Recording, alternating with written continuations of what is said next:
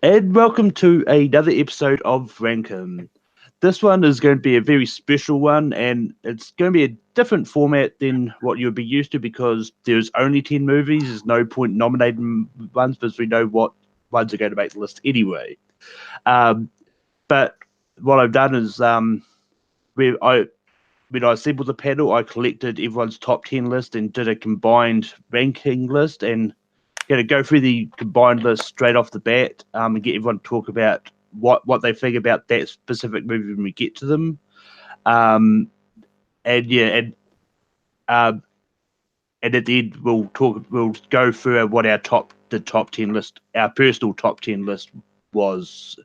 Um, but before we start that, I'm going to just start off by saying that I'm going to dedicate this episode to Peter Mayhew, who sadly passed away last week. But and it's a big loss for the Star Wars community there. But I mean, yeah. But I might actually introduce the panel as well because I didn't realize I didn't do that already. But here with me again is Matt Kearns. Matt, how's it going? I'm doing well. This is going to be an interesting rankum. This is very similar. We just talked about format, but similar to the first rankum I was ever on, which, if you remember that X-Men episode, was crazy. As always, as Malcolm knows, and a lot of people take three. Star Wars is my favorite film franchise of all time, so I'm always excited to talk about. And just on your point, rest in peace, Peter Mayhew. Meant a lot to the saga. It was the first autograph I ever had from anyone in Star Wars. My dad's friend in San Diego met him at Comic-Con back in the early 2000s, and he sent us his autograph, and we still have it in our house. So yeah, Peter's great, and he's joined Carrie and a lot of the other Star Wars greats. So yeah. And also here with me is Caleb. Caleb, how's it going? Pretty good. Love Star Wars. It's super entertaining. It's the better of the two stars, in my opinion. More entertaining, at least. I think a lot of these movies are like just actually really good. Like just as films, take away all the like the fandom and the everything about like EU and canon and all that out of it. I think boiling it down, those stories of these are like really unique and really special. So I enjoy these movies and this franchise. So it's gonna be fun. But yeah, and also included in this collective is Cody Newby. He couldn't make it in the end, but I'm going to read out his top 10 list at the end as well because he is part of this collective as well. But anyway, I'm going to start off. Coming at number 10 on the collective Star Wars list is Attack of the Clones. And Matt, I'm going to go to you. How are you feeling about Attack of the Clones? I love this movie. You guys will find that out when I get to the ranking. It's not shocking that it's number 10. I know a lot of people have a lot of issues with this movie. And a lot of ways that are justified. I understand that. But as we go through the prequels, and especially when we get to the end, we'll learn I'm not one of those people. I do understand it. I like this movie a lot. I think there are a lot of really good things that people don't talk about when it comes to Attack of the Clones. Tamara Morris as Jango Fett, I think, is a really underrated Star Wars villain. This is the introduction of Christopher Lee as Count Dooku, who is great, and that character and what I kind of like about the villains in the prequels is they're all in a way sort of figuratively and literally precursors to Vader, because Dooku is the fallen Jedi who became a Sith, and Grievous is the humanoid thing inside the machine. So, and that's really cool. I mean, Christopher Lee is just he's awesome. Like I love the scene when it's just him and Obi-Wan, talking, and he's trying to pull Obi-Wan over to his side, and he's like, I wish Qui-Gon was here. He would know what to do. And it's just like all those, you're like, you fucking scheming little bastard. I know people hate the dialogue in this. Yes, the sand, fucking all right, whatever. But I think when it gets to the end of this movie, I love the Geonosis Arena battle, especially the beginning point before the Jedi arrive, where you kind of get to see Jedi work without lightsabers and sort of the thinking that has to go into how are we going to get out of this. And so I really enjoyed this movie. I watched it a lot. Me and my brother were actually going to watch it tonight, but then I realized time-wise I had this. So that's why I'm not watching Attack of the Clones right now. Caleb, what are your feelings on Attack of the Clones? I think Attack of the Clones has a lot of really great ideas in it. I think the prequels in general get a lot of shit, even though they have a lot of really good things about them. I think this is not the worst Star Wars movie. I think it's better than Phantom Menace in a lot of ways, in a lot of different executions. Like Matt said, the Geonosis Arena battle, Count Dooku is a compelling villain despite his very minimal amount of like screen time. I think sure, like the second act is a little weird. Like Matt said, whatever the sand stuff, I don't care. Obi-Wan's whole side mission is really great. His whole side arc and getting to see Ewan McGregor. I don't know. I really enjoyed just how like the stakes of this movie felt more real than a lot of the other Star Wars movies do. Like prequel, like I guess more than Phantom Menace. That's really the only one I like this more than. But yeah, and we'll get to that at some stage. But like for me, like I do enjoy all the Star Wars movies. There's actually not one I actively hate. Attack of the Clones is just the last one on my list because I do feel it is I do feel it's the weakest of the prequels, and it's probably kind of the weakest overall. I mean, like say what about the last year, which we'll get to shortly, but it's just one of those ones in which there's a lot of great ideas. They just weren't executed that well, but it's still fun to watch. Anyway, coming at number 9 is the Phantom Menace. This is one I actually have a bit higher on my own list, but for me, the Phantom Menace, it's one that is kind of needed, but if they'd started with Attack of the Clones, I wouldn't be like the only thing we would miss is the great pod racing scene, like Darth Maul and all that. Like, but Phantom Menace is just one of those ones in which it has a lot of good stuff in there. It's just once again with the Attack of the Clones, it's just one it's not highly regarded, but I think the pod race scenes, Darth Maul, and even Liam Neeson, the character-wise, Liam Neeson is Qui-Gon Jinn, and Ewan McGregor's Obi-Wan Kenobi as starting out is enough like for it to be enjoyable. I this is one I really don't get why I get so much hate, because the one thing I hear that people really hate is Jar Jar Binks. That's the only thing everyone brings up when they talk about how much they hate Phantom Menace. So I really don't get that. But Caleb, what are your feelings on Phantom Menace? I think this is by far and away the worst one because it's so boring. Like, there's not a lot that really happens in a way where, like, you can do most of this movie in a very different way and make it really interesting, but I don't have any connection to what's going on. I don't really care about anyone in this story except maybe Qui-Gon and Obi-Wan. Darth Maul is easily the best part of this movie, like just how cool he is. And then they got rid of him. Luckily, they brought him back. That's a genius decision. But genuinely, it's forgettable. There's not a whole lot to take away from this movie except like I said, Darth Maul pod racing, and now we know who Anakin is, and where he came from. And if we got rid of this movie entirely and had a like 5-minute expositionary bit of like this is a kid that we got somewhere in the desert or whatever, I think we wouldn't be missing all that much. To be completely honest, I don't find much enjoyment in the Phantom Menace. And Matt, what do you feel about the Phantom Menace? I am the odd man out on this panel. I will continue to be for this entire episode. I can already tell. This is my favorite prequel. I have no shame in that. I think people and I think Phantom Menace for people of a certain age group, the hype killed this movie. This movie could not reach the expectations of what they wanted of 16 years. That I believe that this is a movie that I understand, like Caleb's points, and I understand why people don't like this movie, but I simply enjoy this movie so much. I think there are so many interesting things that Phantom Menace does for the mythology of Star Wars. Listen, the Anakin stuff, him being a 9-year-old, could that have been changed?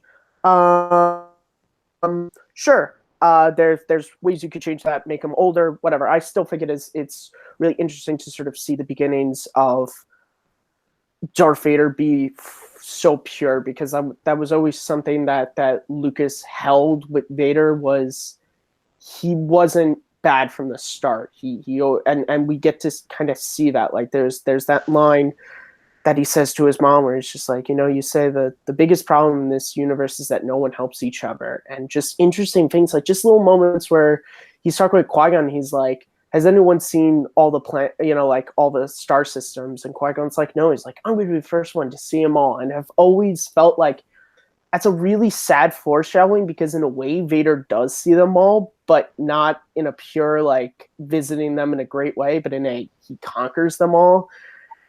I think a big thing people hate about this is the politics. I love it. I think because when you look at the original trilogy, we get that quick line in A New Hope where Tarkin says that the Emperor has disbanded the Senate, and now it's a full dictatorship. So we understand the kind of political system, but now we really get to see what it was like in action.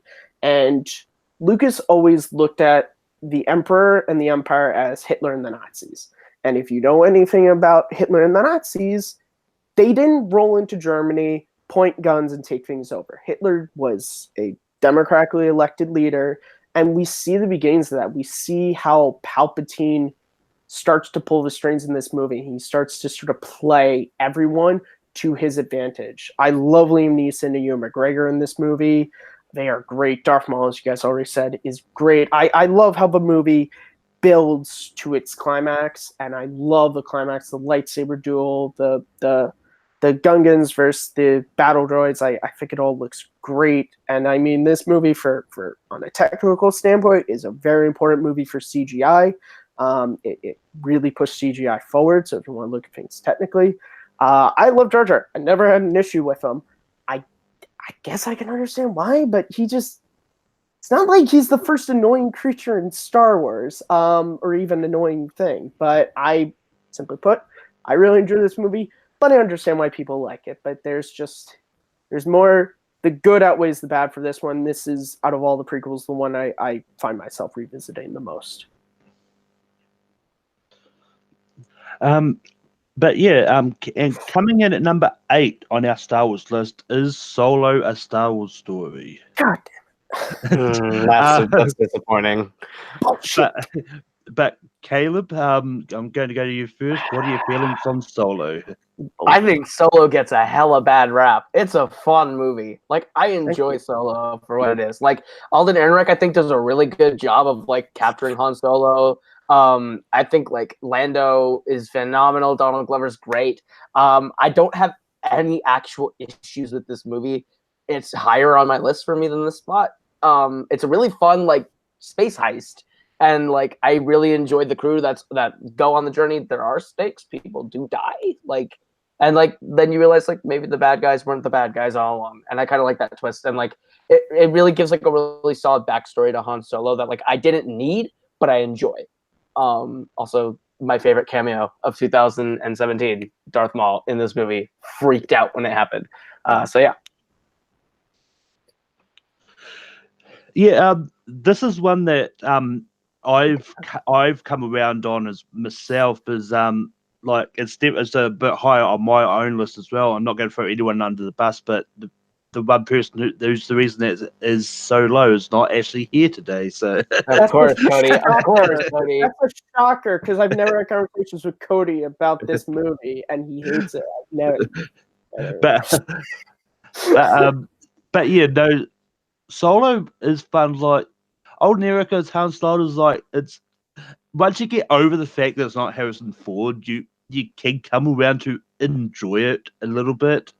And Woody Harrelson is Beckett, and it's just a lot of fun. Like I mean, our free storyline of her doing the whole droid rights movement thing, like, take it for what it is. Like, it's kind of putting a little bit of realism into Star Wars, which I don't know if it quite works, but all the same, I do kind of see where they will go with it.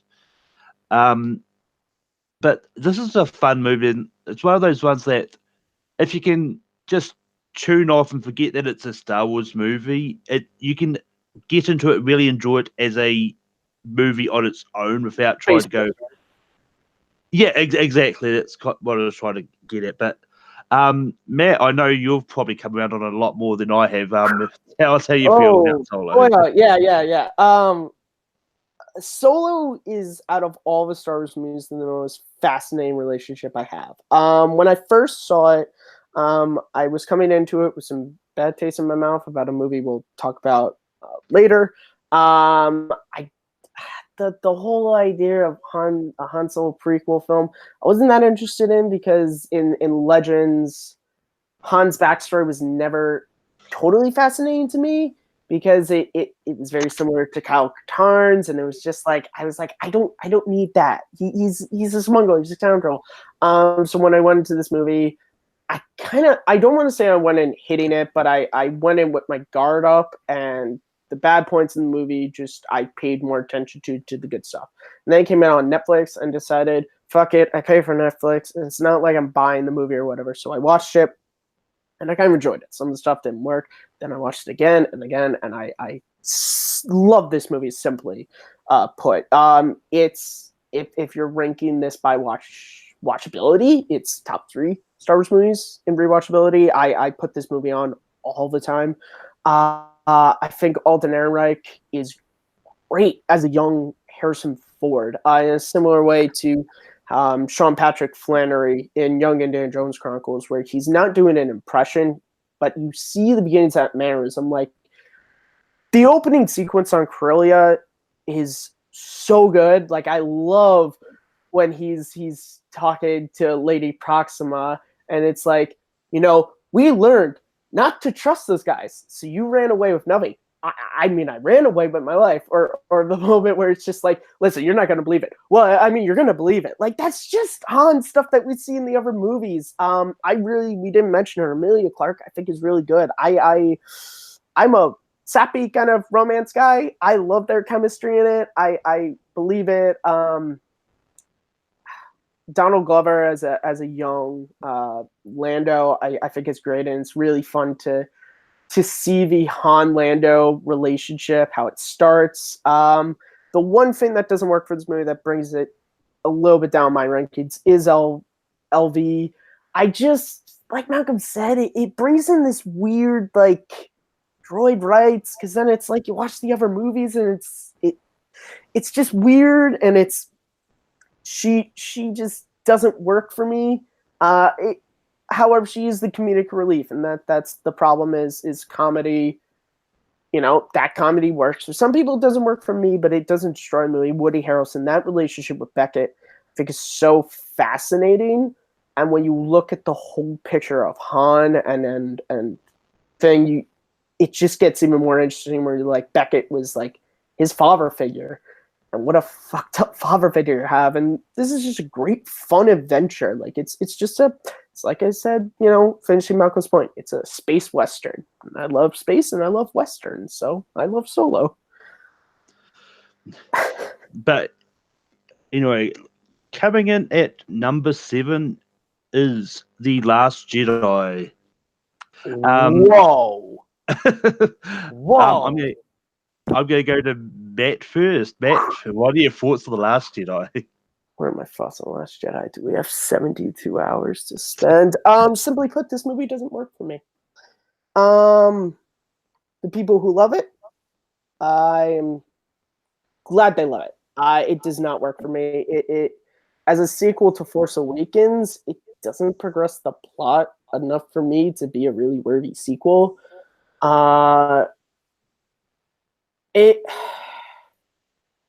It just does a lot of weird things. Like, just watching it, I will say, to say good stuff. I think Poe Dameron is still great. I'd like his story a lot in it. I think Oscar Isaac does a lot of great stuff. Laura Dern is Laura freaking Dern, so she's great. Carrie Fisher is still always great. I love her relationship with Poe in this movie and how that works. The stuff that Luke just doesn't work for me. I have conversations about this with Pat Campbell, friend of the show. He loves this movie. We've had this conversation. Luke just doesn't work for me, and I think that for me was the biggest defining point about this movie is the fact that character story, until the end, it just didn't feel like the Luke from the other movies. There were just things about that story and the way it was presented where I just didn't feel that this was the character that was served in their movies. If you're taking this as a solo movie, maybe it's a different story, but in the grander scheme, it doesn't work for me. It really comes down to that. And I know, and I've gotten shit on online and in person by people for this, but what Luke Skywalker from the original trilogy means to me as a character, I don't want to say it's betrayed, but I just kind of, like Mark Hamill said, he wasn't playing Luke Skywalker, he was playing Jake Skywalker. And I didn't want Mark Hamill playing Jake Skywalker. I wanted him being Luke. There are great things. I think the score, I own the score. I think John Williams still does great stuff, but like Finn's story gets real weird, and it's just, yeah, this is go on to other people, because I could literally just sit here and keep talking about this movie. Caleb, what are your feelings on The Last Jedi? I am in the minority that I adore this film. I think the story of it is airtight, and like I absolutely love how it takes what we think we thought Star Wars was and changes our perspective of it. I love that Luke is older and jaded, and like the journey that he's gone on has turned him into this character, because it's the best performance Mark Hamill's delivered in a Star Wars film, in my opinion. I think he's phenomenal. Should have gotten nominated. But I think Adam Driver gives a phenomenal performance. I think Kylo Ren is so super enriched in this one, because I thought he was really terrible in The Force Awakens, and like in The Last Jedi, he became a real character to me. I think Rey became a little bit more interesting in The Last Jedi for me, especially like with all like how she went straight to the dark side and playing with the idea of the duality of light and dark throughout the film. Again, I think John Williams' score is great. I think Canto Bight is bad, but I can forgive Canto Bight for the rest of the film. Like the rest of the film that we get to meet is genius, and I really enjoy it. So I can forgive that subplot that is not great. I guess I don't know. I really enjoyed this film, and it's one I go back to a lot.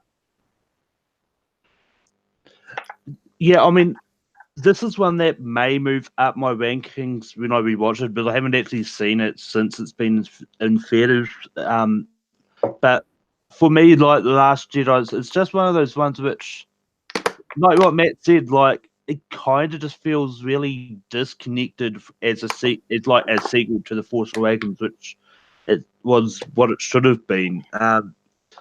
But it's like the Canto Bight scene is for me, it's one of my major issues with it. Like, I like there was a lot of good things in this. Like, I do like the scene with Leia finally using the Force in that to get back to what's left of the ship. I mean, I thought that was a great scene. I know a lot of people had problems with that scene, but yeah, and I mean that last battle when Luke just force projects to create and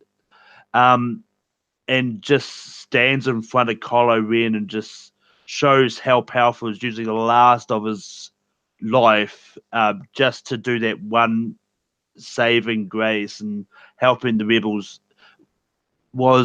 I think was a really great moment. And like while like in a way I don't know how I feel about Luke actually dying in this one, but I do feel that it was also needed to help sort of progress Rey's story along as well. It's going to be interesting to see sort of how J.J. Abrams kind of closes out in Rise of Skywalker, because that's going to be really interesting to see where that goes, and because it's going to be, because it's one of those ones like it's no secret that JJ has come out saying that he gave Rian Johnson a lot of notes that Rian just ignored. So yeah, but I mean, we can talk about Last Jedi until the cows come home, but we're going to move on to number 6. And coming in at number 6 is Return of the Jedi. This is the first of the original trilogy. It's made the list, and for me, this is probably my least favorite of the 3. Because for me, it does a good job of closing out the trilogy. I just feel like some of the acting in that did kind of step back a little bit, and I just hate, I'm one of the ones that when I first saw the Ewoks, I really hated them. I really don't like the Ewoks. I just found them really annoying. But yeah, but I mean, it's one of those ones which it's a lot of trilogies have this problem where the third part of the trilogy is not always the best. But Matt, what are your feelings on Return of the Jedi? This is easily the weakest of the original trilogy. I think Luke's story is great. His Vader, the Emperor, I think all that is great. I think everything else kind of falters. Apologies, Chris Clark. The opening with Jabba, kind of pointless. Started with Pip out, great, but in the grand scheme of the movie, it's like spent half an hour on what? I think Han's character is so. When you look at who he was in the previous 2, he kind of is pointless to this movie. Like he doesn't get to do a lot. He's kind of becomes this really weird comedic relief. And Harrison Ford still gives a great performance, but I'll say he has 2 really great scenes. He has the scene with Leia on the bridge, which I think is really good, and then at the end, after the Death Star blows up, and he still thinks he doesn't know yet that Luke and Leia are related. I think those 2 scenes are great. I think presenting this whole Han is, even after everything that happened in Empire, Han is still kind of this, not jealous child, but he's insecure. Like, I like that, but it's just I don't hate the Ewoks.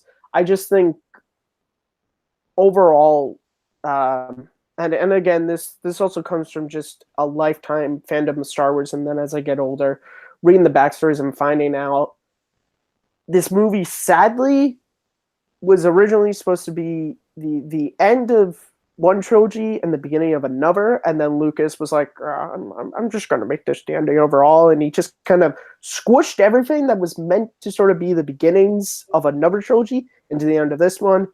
I could do a whole podcast episode talking about that because I know all that stuff, but it just, I want to add positively. I still think Luke's story is great. His real dance with the dark side at the end of this movie, and kind of the whole concept of you have to kill Vader in order to win, sort of, and then Luke to be like, no, I'm going against what everyone is telling me, and then that's what redeems his father and brings his dad back. And you can argue if Vader's redeemed or not, but that's what brings his dad back. Is not, I'm not going to do what everyone is telling me to do because it's actually the wrong thing. Yeah, so it has a lot of great stuff, but ultimately it falters more than it achieves for me. You know what, Caleb, I heard an interesting sound from you when you heard this. What are your feelings on Return of the Jedi?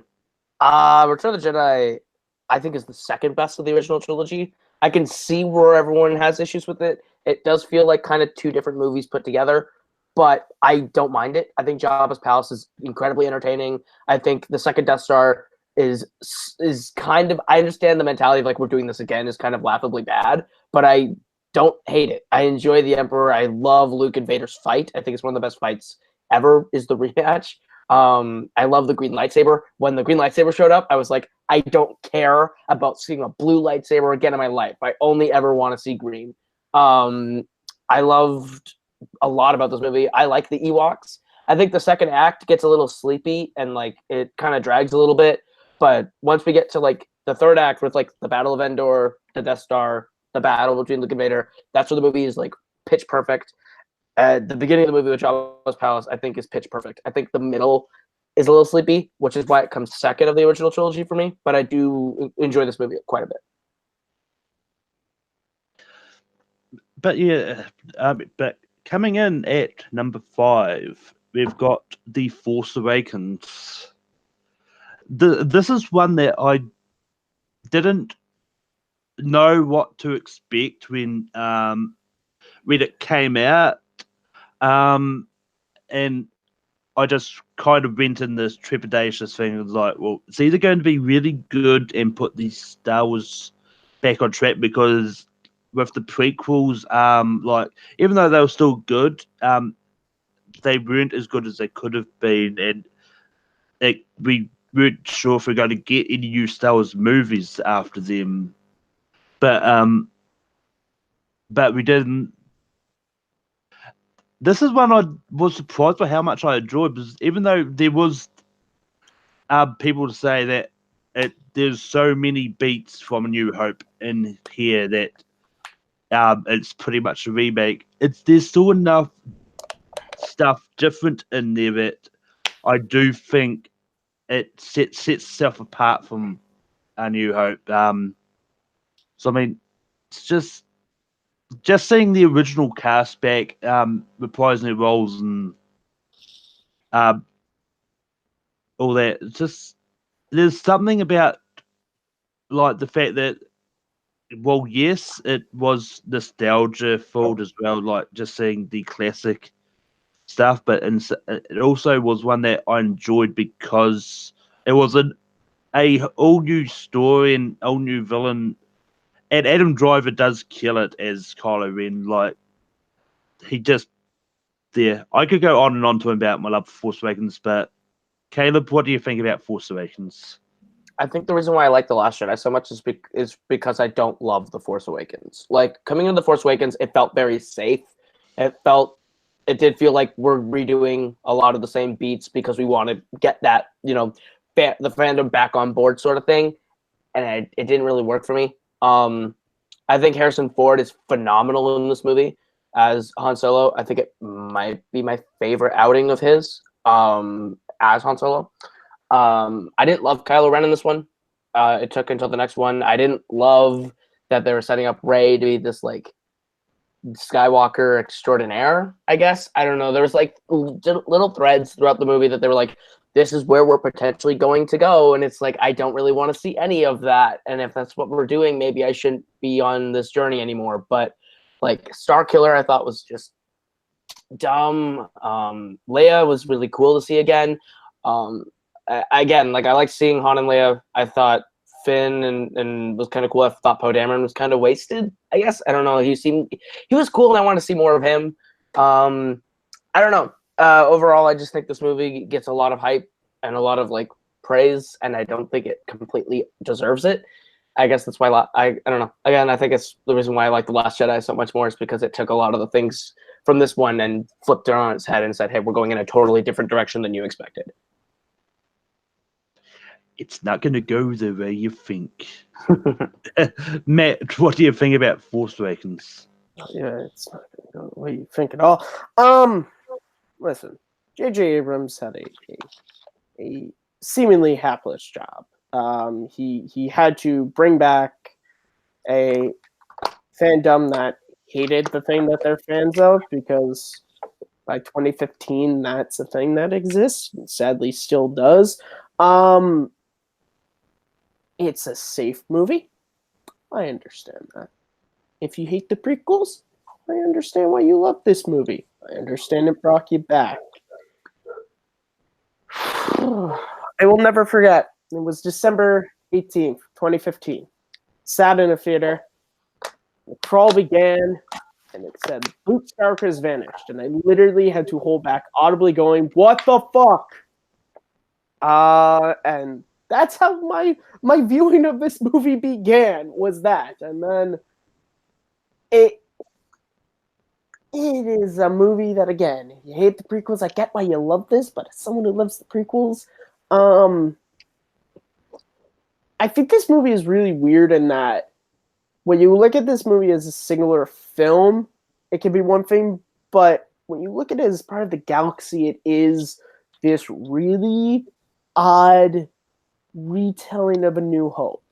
And I know, I got it. It doesn't have to be a problem if you're a fan, but you can't not notice the similarities between A New Hope. They're fairly glaring. I think Rey, as a character, had the potential to be interesting, but they went. I think they made her just for my taste, a little bit too perfect. I think that's one of the things I like about Luke in A New Hope was he did have his moments of being a sort of whiny 19-year-old that Rey never had. And I just think that kind of disconnected me from that character. I think Harrison Ford is great in this movie. Don't like Adam Driver as Kylo Ren. Finn's story is strange because it starts off being really interesting with the blood on the mask and the whole seemingly PTSD that starts, and he's like, oh my god, the First Order murders people. I don't want to do that. And yet then 5 minutes later, he's totally fine murdering all the stormtroopers. Okay, I get it. It's space adventure. We're not supposed to look into that stuff, but overall it's a movie that just doesn't work for me. It just has so many points that just don't connect. I think this is a very emotion-driven movie. I think it really depends on where you coming from. The Star Wars movies that came before this one is going to affect your feelings on this one, or like Caleb, your feelings on the ones that come after this are going to affect your feelings on this one. So it's a very teeter-totter film. Personally, it totters more than it teeters. I don't know what I mean by that, but this movie doesn't work for me. But Poe Dameron's great because Oscar Isaac is fucking awesome as that character. We should put that on a t-shirt. We could sell it. We put a lot of things we say on Take 3 on t-shirts and sell them, and yet we never do. But anyway, coming in at number 4, we've got the last of the official prequels, but second last prequel overall, and that's Revenge of the Sith. This is the one that I think is the best one. It's definitely where Hayden Christensen really shined as Anakin, sort of doing the whole going to the dark side arc and all that.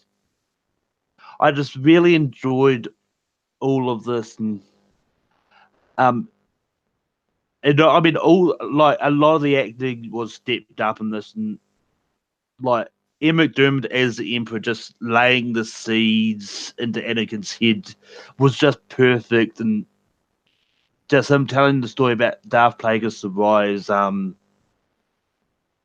to try and get him to go to the dark side to save Padme and all that. And I mean, you can say what you want about the last Darth Vader going no, all you want, but I mean, it fits the character. I mean, he was just told his girlfriend is dead. Like, what do you put some respect on that, Malcolm? Come on. But it's like, I mean, what do you expect Darth Vader to go? It's like, oh, great. It's like, but anyway, Matt, what do you think about Revenge of the Sith? I love this movie. It is my second favorite of the prequels.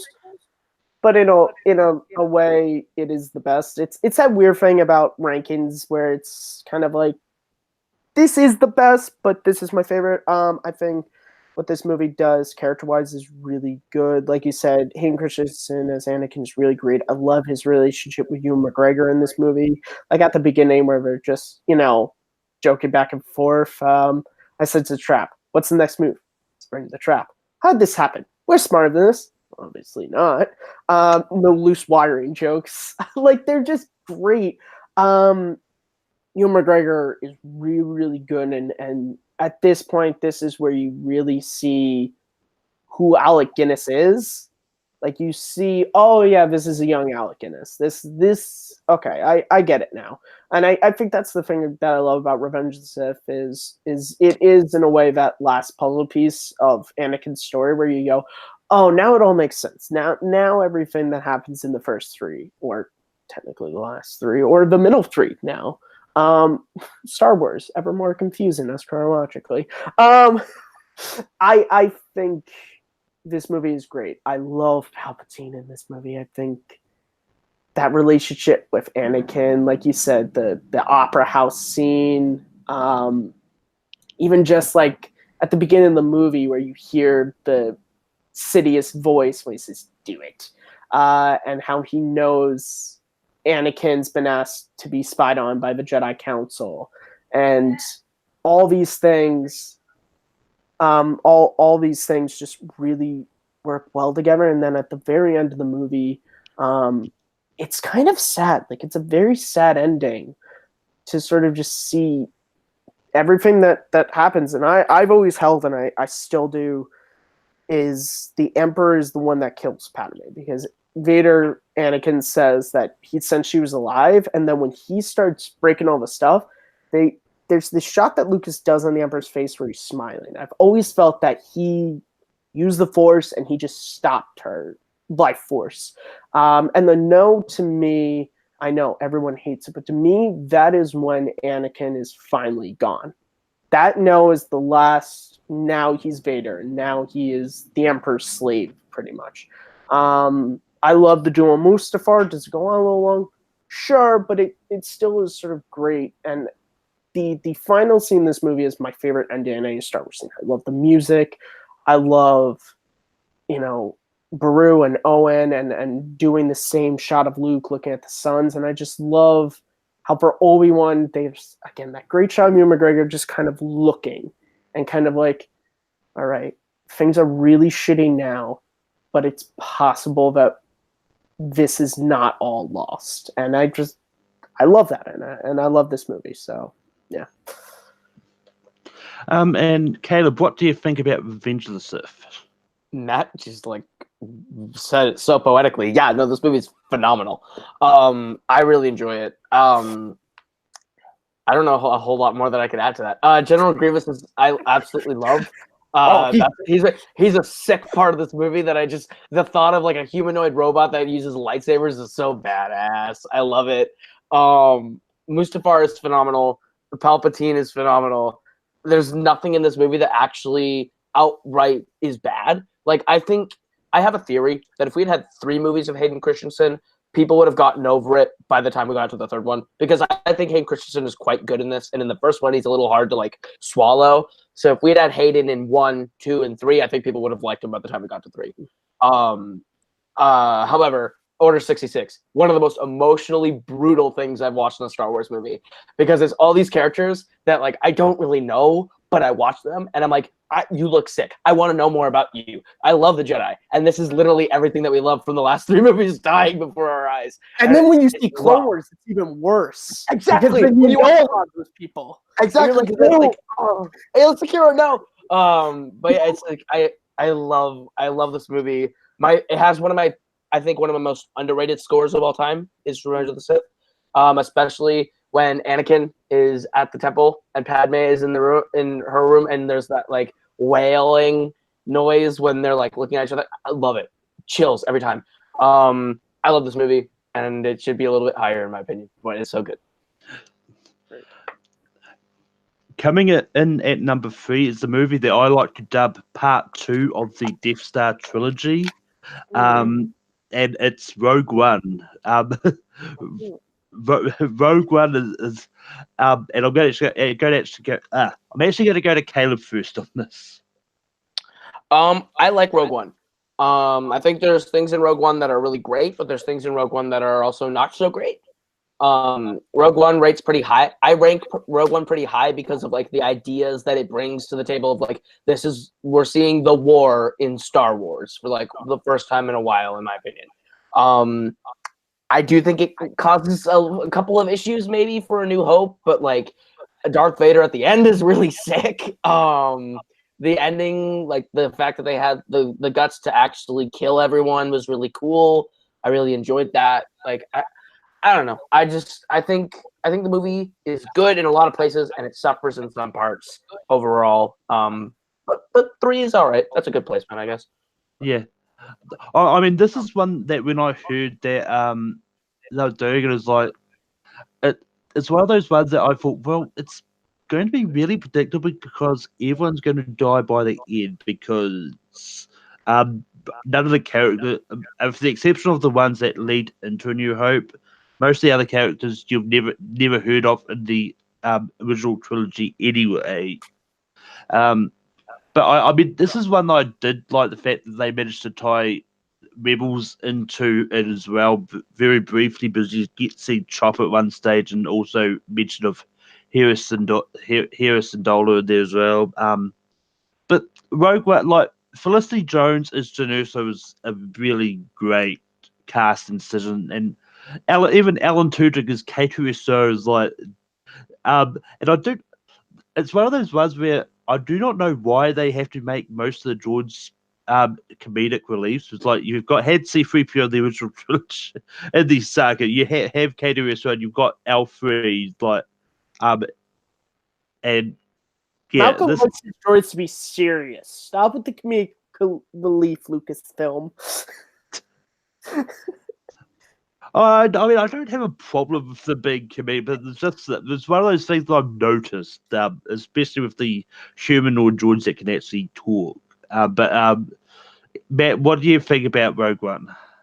I really don't have that many thoughts on this movie, Malcolm. You know, I rarely ever, when we talk about Star Wars, how often do I bring up Rogue One? I mean, yeah, I bring it up all the time because this movie is amazing. This movie, I remember seeing it in the theaters, and after my experience with Force Awakens, it was so gratified is the wrong word, but it was so like, yes, like this is really, really interesting stuff. This is stuff that, as someone who read a lot of Star Wars comics and got into stories, this was stories that they would tell. They would tell stories about the troops on the ground, none of whom had a lightsaber or force powers, and to see the war from their perspective. That's exactly what this movie was. And I love that. Like, I love the moments of like when Cassian and Jyn are fighting. Cassian's like, we don't all get to choose when and where we want to believe in the rebellion. You know, suddenly this is real for you. I've been in this fight when I was 6 years old, and just stuff like that, you know, and it's like we've all lost. And it's just like, yeah, like imagine growing up in the tyranny of the Empire and you know, and all this. Krennic is one of my all-time favorite Star Wars villains. Ben Mendelsohn's amazing. We were on the verge of greatness. We were this close. Farming, man of your talents. Like he's such a smarmy asshole, and how he's just constantly looking for gratification. That scene with Vader is so great, where he's like, "So I'm still in charge then," and then okay, the Vader joke at the end of that kind of ruins that scene. But I still love Vader in this movie, especially at the end. Felicity Jones as Jyn Erso is one of my favorite Star Wars characters. I think her character is really interesting to see. She starts off as someone who's very jaded for reasons we understand, but then to see her be willing to die for this cause and to just care about this cause so much. And I think killing off all the characters was really important. I love the characters. I know that's the one thing I don't like about talking about this movie is most people have the same line to me, which is the only diff I cared about was the droid. I didn't. I cared about pretty much all the characters. Baze and Chariot, that friendship felt it felt as real as when you first see Han and Chewie in A New Hope. You felt this history between them. Bodhi took a little bit of rewatches, and then I really started to think that you do care because he was this guy who, kind of like Finn, was probably brainwashed by the Empire, and then to sort of, Galen probably opened his eyes to like, no, this is what you're actually doing, and this is what you're helping these dictators do. And then it all comes down to the end of that movie, and I also love the fact that it could have been so easy to slap a romance in this movie, but they didn't. They kept it a war movie, and as someone who loves war films, this just captures that unbeatable kind of force. And then also it's just cool. I know Uncanny Valley, I love seeing Tarkin in this because it just makes sense. It just makes sense that he would be as involved as he is in this. And then also like cool like ILM stuff of just like using outtakes of Red and Gold Leader because they would be in that battle, of course. And I remember being in the theater and freaking out, my sister going, what? And then the end of this movie, I love so much of just giving the plans and what is it they sent us?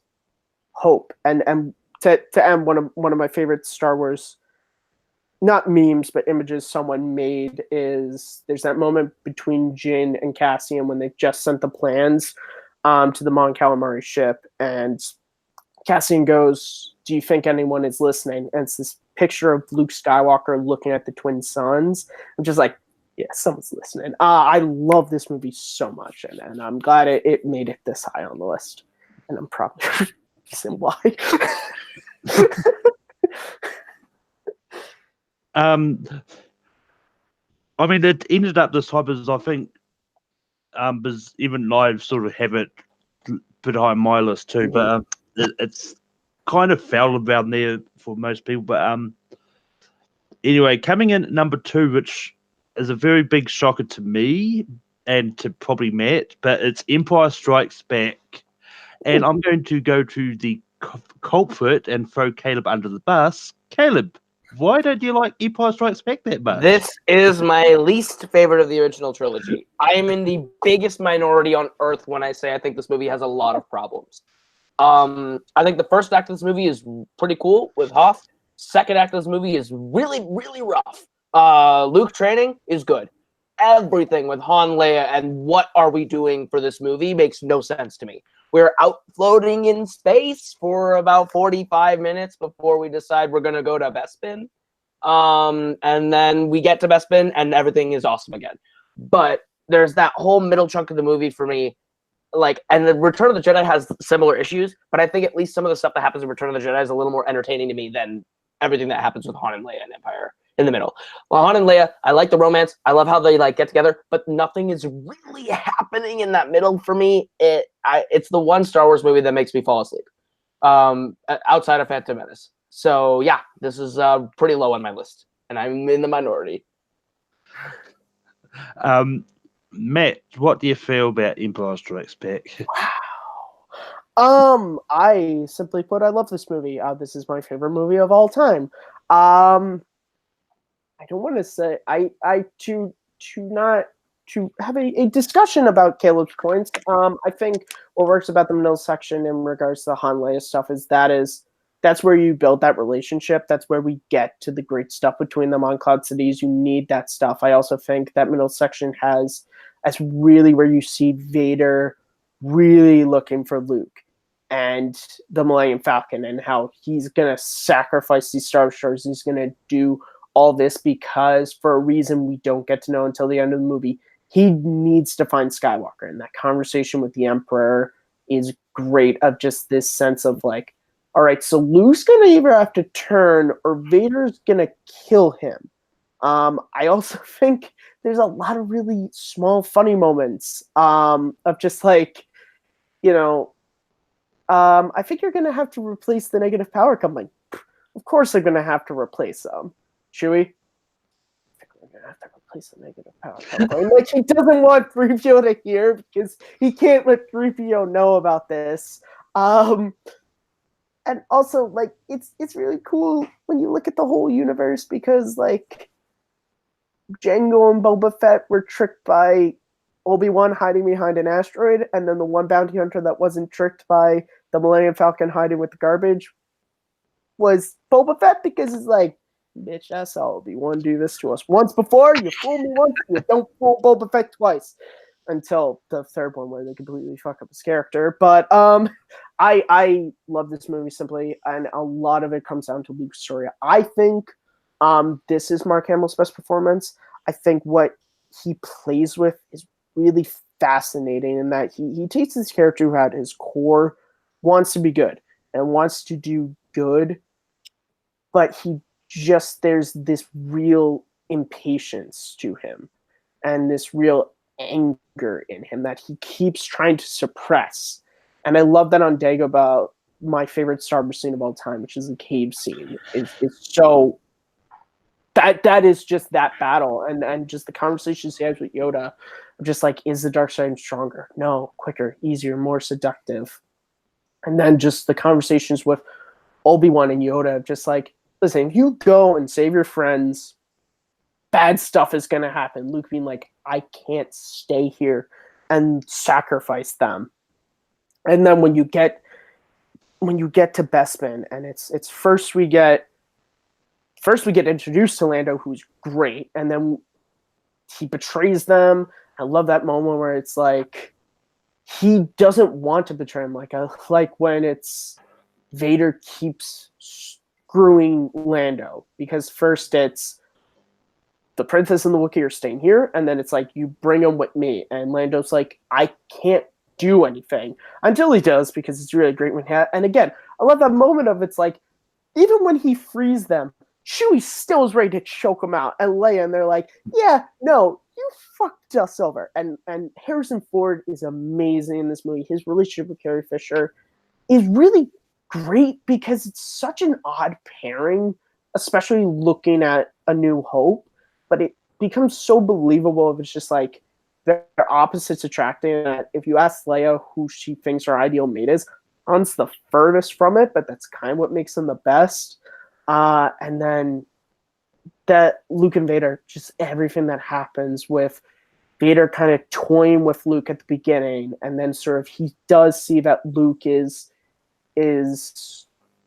more trained, and just little universe stuff of, he says Obi-Wan has taught you well, because you're like, he doesn't know that Yoda survived, and it's just so awesome. And then one of my favorite non-talked about moments is from Star Wars, which is Luke's lost his hand. He's holding on. Vader's telling him he's his father, and then he says, come with me. It's the only way. And I love Luke looks at Vader. He looks down back at Vader, and then just drops.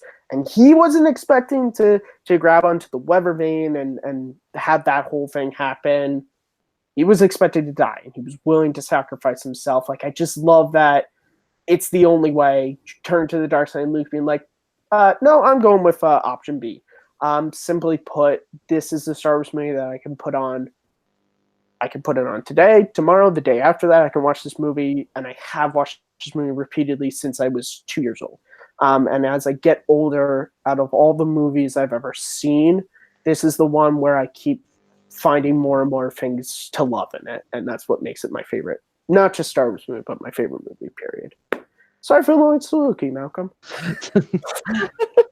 But anyway, going into our number one, and you have no thoughts on Empire?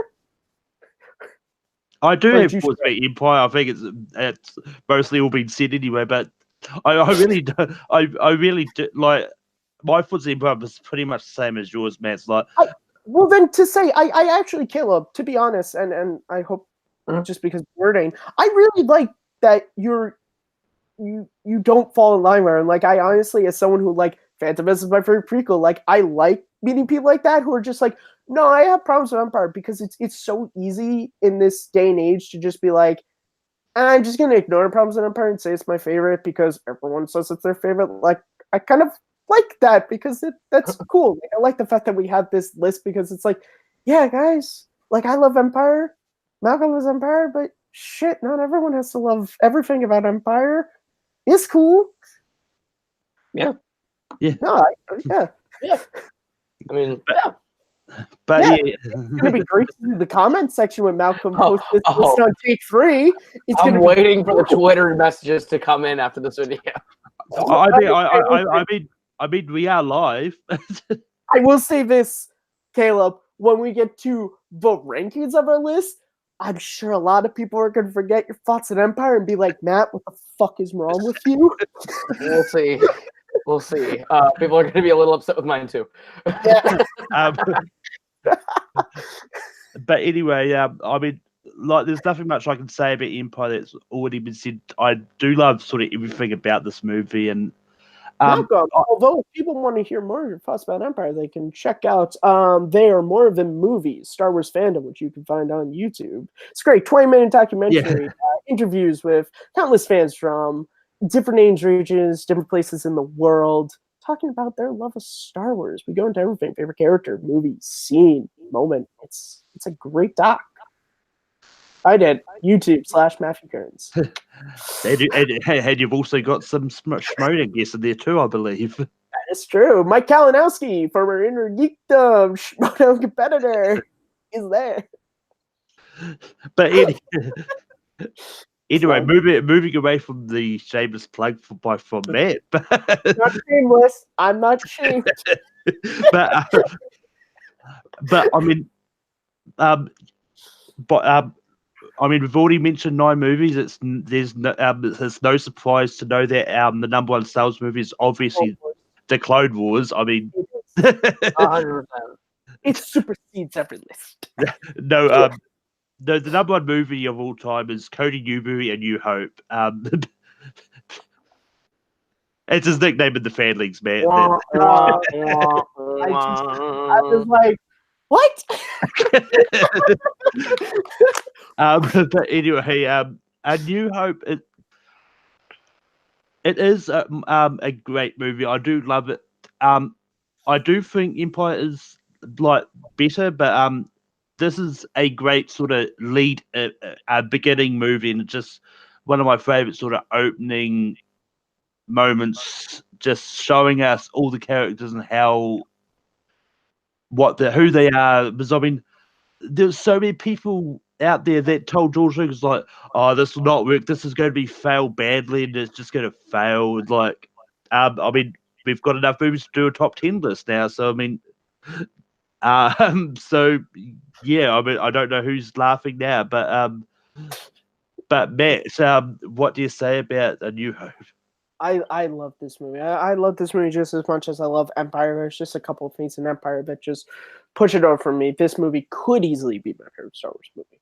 I think when you look at, to sort of start with what you mentioned about Lucas, when you really look at where movies were, and particularly franchise films, it is so crazy that Star Wars, with just this movie, which I usually call Star Wars because that's what I grew up with it as, because the VHS I had called it Star Wars, but semantics. What A New Hope did when it came out, I mean, this was a completely original world that felt familiar. Like, it's weird because Lucas really sat there and he took the great mythological stories that we all, even if you don't know off-name Robin Hood and King Arthur and stuff like that, they're all stories that we recognize. We recognize the young hero who meets the old wizard who's gonna give him the sword and he's gonna go and save the princess to defeat the bad guy. Like, that is just the basis of fairy tales that we're all told by our parents, our teachers, our grandparents, whoever. And I think, but Star Wars takes it and it adds Kurosawa, it adds Western, it blends it all together. And when you pull Star Wars apart like that, and you're like, wow, that sounds like it could be a really bad, uneven movie, but somehow Lucas just put it all together in a really great movie that has great moments. I think one of the most underrated moments in the entire Star Wars film is from this one. It's the burning homestead. It's that moment where that is the true start of Luke's journey, and it's also the first time when we see a bit of the dark in him. because there's that great moment where Mark Hamill looks away, and then when he looks back up, there's this look Mark Hamill gives where you're just like, ah, and then just like Alec Guinness is amazing in this movie, and Peter Cushing as Tarkin, and Ford and Fisher, and all of them. It is just such a perfect movie. It is one of those rare times when again, no movie is perfect, but Star Wars is kind of perfect. Because it didn't need to continue, but it did, and we're glad that it did in a lot of ways. And it is one of the most fulfilling movies when you get to that medal ceremony. You just go, yes, like I want to see this. I'm so happy this is happening. So yeah, Star Wars is brilliant, is amazing. It is on the AFI Top 100 for a reason, because it is one of the most brilliant and important pieces of film in our history, and we're still talking about it today, 40 years later. And Caleb, what are your feelings on A New Hope? I think this is, for a long time, this was the best one. I really think this movie it's really the only one that feels self-contained because it's the first one. Like everything, it has a beginning, middle, and a definitive sort of end. Like if we never got a Star Wars movie after this, people would still look at this as one of the best movies of all time. I think this is a movie that inspired me a lot in the way that I write, where like I tend to write in a way where it works as a chapter of a bigger story, and that bigger story may or may not ever be told, but it exists. I'm big into mythology, so I love stories that have rich mythologies, and what richer mythology is there than Star Wars? So that first movie is really great. But that first movie, is really great. Caleb caught it. I got you. The whole first movie is just like really great, like just building this really lived-in world that we've never experienced before, and that whole story was just excellent. So yeah, that's my thoughts on that one. But yeah, that's the collective top 10 Star Wars movies. Now I'm going to go into the individuals. I'm going to start off by reading out what Cody's was. At number 10, Cody had Attack of the Clones. At 9, Cody had Solo. At 8 is The Phantom Menace. At 7 is The Last Jedi. At 6 is Rogue One. At 5 is Revenge of the Sith. At 4 is A New Hope. At 3 is Return of the Jedi. At 2 is The Force Awakens. And at number 1 is Empire Strikes Back. Matt, what is your top 10 Star Wars movies? I can feel your anger growing. I'm just going to preface my list with that. This is actually the first time I've ever shared my Star Wars list on camera. I've usually kept it myself, but here goes nothing. At number 10, I have Star Wars, The Force Awakens. At number 9, The Last Jedi. At number 6, Return of the Jedi. At number 7, Solo, A Star Wars Story.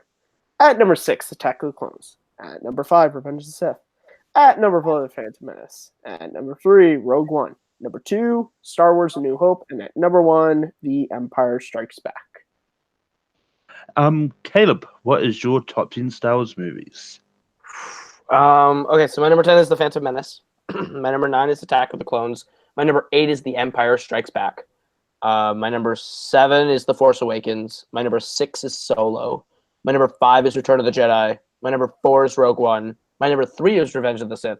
My number 2 is A New Hope. My number 1 is The Last Jedi. And my top 10 Star Wars movies is at number 10, I've got Attack of the Clones. At number 9 is The Last Jedi. At 8 is Return of the Jedi. At 7 is The Phantom Menace. At 6 is Solo. At 5 is Revenge of the Sith. At 4 is Rogue One. At 3 is The Force Awakens. At 2 is A New Hope. And number 1 is The Empire Strikes Back. And just to recap the collective list again, at 10 was Attack of the Clones. 9 was Phantom Menace. 8 Solo. 7 Last Jedi. 6 Return of the Jedi. 5 Force Awakens. 4 is Revenge of the Sith. 3 is Rogue One. And 2 is Empire Strikes Back. And number 1 is Star Wars: A New Hope. I mean, all in all, it's not a bad list. It's really interesting to see how the combined list really affected it a lot. But I will have the poll for next week's topic up on the Take 3 page shortly after this. But before we get off here, Matt, where can people find you on the interwebs? You guys, as always, can find me at Kearns_Matthew at Twitter. Come at me as a D-bag and say you're a fucking moron for liking the prequels. I will block you. If you want to start an intelligent conversation with me, I'm all for it. But if you start with you sand-loving mofo, you will be blocked. I'm just saying, I'm preferencing it. I've done before. I'm so sick of it. You can also find me on YouTube at MattMovies611. I'm going to have videos, I don't want to say regularly starting up here, but videos will be going there. You can also find my Star Wars documentary. They are more than movies, Star Wars fandom, at my other YouTube channel that I don't use as much, Matthew Kearns. Just search the title, not the YouTube channel, because there's probably more than one of me in the world. And you can also find me right here on Take 3 as host of 2 shows. Second Look, the Moneyball episode was delayed because life. It will be coming out hopefully soon. Rhyme and Reason is still a show. Me and Sandy just life sucks, people. We will be back one day. Is it soon? God, I hope so. And you can also find me on Rankum a lot, where I like the nomination process, but once we get into the ranking of things, I question why I tell Malcolm that I'll be here. Yeah, that's pretty much it. Caleb, where can people find you online? You can find me on Twitter and Instagram at Caleb Coho. That is KALEBKOHO. You can find me on YouTube, Caleb Coho, where I do music, Coho Productions, where I do film on both channels. Right now, my movie Chick Part 2 is up for you to watch for free. What is not free is my album Shoot for Teams with my group The Forks, which is on iTunes, Spotify, wherever you consume your digital music. If you want to see me on a regular basis, I am over on Multiplex Entertainment, where I help run Fandom Fights with Kane McMillan, which is up every Friday. I'm also on the After Show on Mondays. Me and Cody will be bringing the Co-Huskers back very soon. But yeah, that's where you can find me. And you can find me sitting down with a bucket of popcorn watching the box office numbers-wise for Avengers Endgame as it takes on James Cameron. It has just sunk the Titanic again. But Whoa, too soon, Malcolm. It's only been 20 years. 22 almost. But you can also find me hosting Rankum every Sunday night. You can also find me at Full Metal Random, and this week we've got the Star Trek match. It was going to be a Star Wars match, but it had life found a way that we couldn't get scheduled and connecting. But you can also find me on competing in trivia all over the place, and on Twitter, Letterboxd, and Stardust at Melkor. And until next week, keep ranking shit.